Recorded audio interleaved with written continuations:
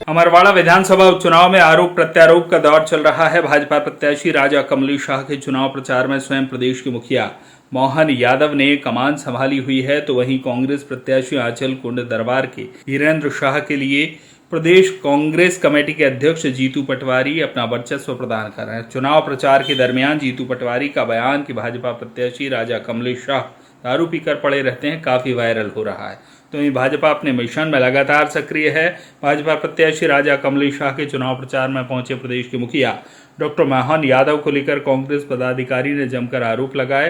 कहा कि चुनाव में सत्तारूपी मशीनरी का दुरुपयोग किया जा रहा है। इसके बाद भी आंचलकुंड दरबार के उत्तराधिकारी कांग्रेस प्रत्याशी धीरेन्द्र शाह के समर्थन में जनता एकजुट है और भारी मतों से कांग्रेस को जीत दिलाएगी। इसी परिप्रेक्ष्य में अनुसूचित जाति महिला मोर्चा की कांग्रेस अध्यक्ष अंगूरी सालेवन ने कहा कि राजा कमलेश शाह अपने स्वार्थ के लिए कांग्रेस से भाजपा में पलायन कर चुके हैं। अब राजशाही राजतंत्र खत्म हो चुका है, यह स्वच्छ लोकतंत्र है। राजा कोई नहीं होता, राजा वह होता है जिस जनता अपना अमूल्य मत देकर जीत की मोहर लगाती है। क्षेत्र में अपने अपने दावे हैं और एक और भाजपा विधानसभा उपचुनाव में विजय पताका फहराकर कांग्रेस का सुपड़ा साफ करना चाहेगी, तो वहीं कांग्रेस अपना विजय अभियान जारी रख अपने प्रतिष्ठा बचा पाएगी या नहीं, ये परिणाम के बाद ही पता चलेगा। विधानसभा उपचुनाव को लेकर मेरा कहना है, इस बार कांग्रेस बहुमतों से जीत हासिल कर रही है। क्या आंकड़े हैं, क्या स्थिति, क्या तथ्य है जिसके आधार पर आप कह रहे हैं कि कांग्रेस जीत रही है? देखिए, जो अभी वर्तमान में जो विधायक थे, उन्हें एक बार चुनाव जीतने के बाद 3 महीने बाद फिर से इस्तीफा दे के चुनाव लड़ रहे हैं और जनता जनार्दन पूरा क्षेत्र की जनता सब जानती है और जनता इस बार कांग्रेस के पक्ष में है। कांग्रेस किन मुद्दों को लेकर पब्लिक के बीच में जा रही है? कांग्रेस विकास के मुद्दों को लेकर जा रही, जो विकास अभी रह गया है। माननीय कमलनाथ जी ने तो भरपूर विकास कर दिया है, जो विकास अभी रह गया है, जहां रोड रह गई है और जहां नाली वगैरह जो रह गई हैं और जो भी विकास 45 साल शासन के बाद में भी कमलनाथ जी को जनता ने नकार दिया है, तो यहाँ क्या स्थिति हो सकती है? यहाँ कुछ चूक हमारी हो गई है या जो भी गलती है उसमें समीक्षा की गई है, आगे उसमें सुधार किया जाए। अमरवाड़ा विधानसभा में क्या 20 सालों से तो हमारी सरकार नहीं है। जो कांग्रेस का जो विधायक रहते हुए जो विधायक निधि जो आई, जो जिससे जो विकास हुआ कांग्रेस का, जब वो विधायक थे, रोड बनी, स्कूल बने। आपका नाम और पद? डॉक्टर महेंद्र राठौरिया, चुनाव संचालक, नगर कांग्रेस कमेटी हरदोई। महिला कांग्रेस की कमान संभाली हुई है और चुनाव में अभी आप बड़ी मुस्तैदी से डटी हुई है। अमरवाड़ा विधानसभा उपचुनाव में क्या स्थिति है, कैसा देखते हैं आप? जैसा कि आपको सबको पता है कि अमरवाड़ा में उपचुनाव चल रहे हैं। इस उपचुनाव में दादा महाराज की कृपा चल रही है। महिलाओं में हो, पुरुषों में हो, चाहे युवा वर्ग के लोगों में हो। क्या कांग्रेस आस्था का सहारा लेकर अमरवाड़ा उपचुनाव लड़ रही है? नहीं, कांग्रेस आस्था का सहारा नहीं ले रही है। कांग्रेस ने एक अच्छा प्रत्याशी उतारा है जो बिल्कुल निष्पक्ष है, निडर है और अच्छी छवि का व्यक्ति है। कांग्रेस का जैसा आप बताया जाता है कि 45 साल कमलनाथ का शासन विकास मॉडल है और दादा दरबार का सहारा, जैसे अभी हमारे मित्र ने दोहराया, तो वो भारी पड़ रहा है या विकास मॉडल कम हो गया है? विकास मॉडल अपनी जगह पर है। बच्चा बच्चा जानता है कि कमलनाथ जी ने क्या कार्य करवाए हैं और क्या नहीं हैं। ये तो भाजपा के लोग हैं जो अपना प्रचार करने पे लगे हैं कि कमलनाथ जी का कोई मॉडल नहीं है, कमलनाथ जी का कोई मॉडल नहीं है।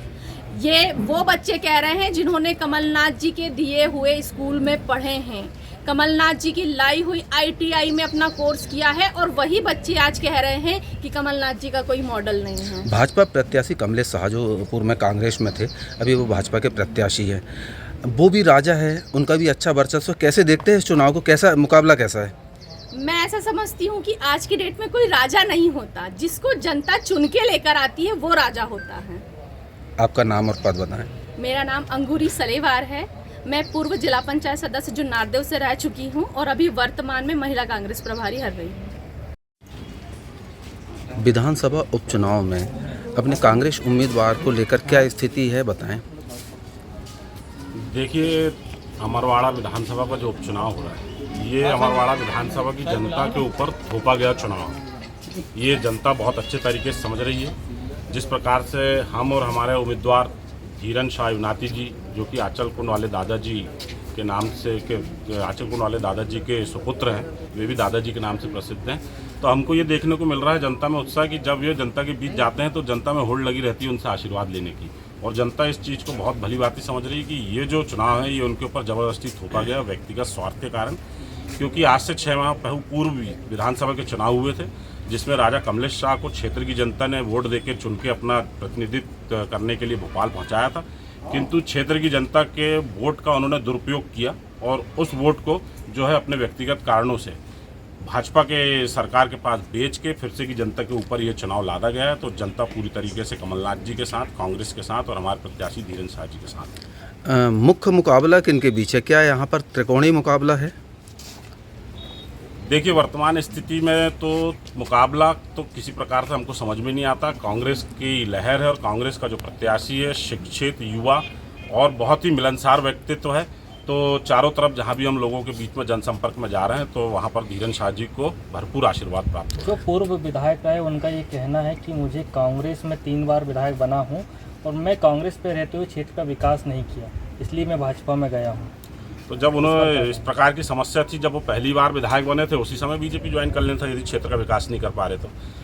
जो आप लोगों को सबको मालूम है, पत्रकार बंधुओं को भी मालूम है, शहर की जनता को भी मालूम है, पूरे अमरवाड़ा क्षेत्र की जनता को मालूम है कि विधायक जी की पत्नी माधवी शाह जी जब नगर परिषद की अध्यक्ष थी, उन्होंने अपने व्यक्तिगत लाभ को लेते हुए अपनी सरकार निजी भूमि पे सरकारी पैसों का उपयोग किए, रोड, नाली, स्ट्रीट लाइट लगवाएं। उस भ्रष्टाचार का आज भी केस चल रहा है। उस भ्रष्टाचार को दबाने के लिए और भ्रष्टाचार की सजा से मुक्ति पाने के लिए उन्होंने ये कदम उठाया और भारतीय जनता पार्टी में शामिल हुए। सचिन वानखेड़े जी, ये बताइए, बहुत लंबा समय हो गया जिस मामले की आप बात कर रहे हैं, FIR की बात कर रहे हैं मामले, तो उसमें आज तक चालान पेश नहीं किया गया। क्यों, मतलब अभी तक ये स्थिति निर्मित हुई? ये चीज़ आप जनता तक पहुंचाइएगा। बहुत अच्छा सवाल है आपका कि इतना लंबा मामला है। भारतीय जनता पार्टी की ये कूटनीति थी, उन्होंने मौके का फ़ायदा उठाने के लिए वो मामले को आज तक यहाँ पर दबाए हुए रखा था, और जैसे ही उनको लोकसभा चुनाव में यहाँ पर हार का सामना समझ में आ रहा था, उन्होंने कमलेश शाह जी के ऊपर दबाव बना के चालान पेश करके जेल पहुँचाने वाली नौबत पर लेके उनको ब्लैकमेल करके फिर अपनी पार्टी में शामिल करवा लिया। लोग भाजपा का कहना है, लोगों का भी कहना है कि धीरेन शाह आंचल दरबार से है जो 200 सालों से पूजा कर रहे हैं, उनको चुनाव मैदान में उतारकर मुख्य मुकाबला वहाँ पे गोंडवाना और कांग्रेस के बीच में हो गया है। पार्टी की स्थिति भाजपा की बहुत अच्छी है, ऐसा उनका कहना है। आप क्या कहते हैं? नहीं, ये सब मिथ्यावादी है, ये मियाँ में मुट्ठी बनने वाली बात है भारतीय जनता पार्टी की। कांग्रेस पहले भी मजबूत थी यहाँ पर, कांग्रेस के नाम पे ही इससे पहले विधायक कमलेश शाह भी जीते थे और आज भी कांग्रेस की स्थिति मजबूत है और निश्चित ही धीरेन शाह युनाती जी भी चुनाव जीतेंगे। लोकसभा चुनाव में भी पूरा अनुमान लगाया जा रहा था कि मतलब कांग्रेस चुनाव जीतेगी, नकुल नाथ जी सांसद बनेंगे, लेकिन स्थिति विपरीत आई। अभी क्या लगता है आपको? लोकसभा चुनाव में कहीं ना कहीं हमसे चूक रही होगी, इसलिए स्थिति विपरीत आई। अभी तो कांग्रेस जीतेगी विधानसभा चुनाव में। छिंदवाड़ा से कृष्ण कुमार भट्ट की रिपोर्ट।